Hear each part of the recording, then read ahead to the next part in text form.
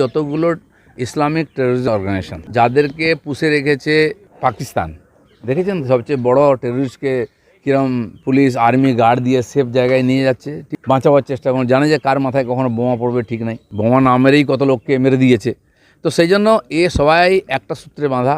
পাকিস্তান হচ্ছে ওদের বাপের বাড়ি, টাকা আগে আমেরিকা দিত, পরে অন্য কাজের টাকা দিয়ে সেগুলো খরচা করছে এদের পেছনে। এরা ভেতরে ভেতরে সব এক আছে। দুনিয়াতে ইসলামিক টেররিজম শুরু হয়েছে সেগুলো এক সুতোয় বাঁধা, বিভিন্ন নাম, একটা অর্গানাইজেশনকে ব্যান করে অন্য অর্গানাইজেশন দিয়ে সেই লোকেরা কাজ শুরু করে দেয়। তো সেই জন্য এটা নতুন কিছু নয়, এক জায়গায় মিলিত হয়ে কাজ করেছে ওরা। এমনকি এখানে যে নর্থ ইস্টে যত খ্রিস্টান এবং অন্যান্য টেররিজম ছিল তাদের সঙ্গে ওরা বসেছে, ট্রেনিং একে করে। তো ভারতবর্ষ সেই জন্য সবাইকে সমানভাবে লড়াই করছে। নরেন্দ্র মোদীর নেতৃত্বে এই যে সাফাই অভিযান হয়েছে না, ভেতরে সাফাই হচ্ছে, এখন বাইরেও সাফাই হবে। উনি সেটা দেখিয়ে দিয়েছেন, উনি পারেন, সার্জিক্যাল স্ট্রাইক করেছেন, এয়ার স্ট্রাইক করেছেন। আমরা অপেক্ষা করছি এবারে কোন স্ট্রাইকটা হবে।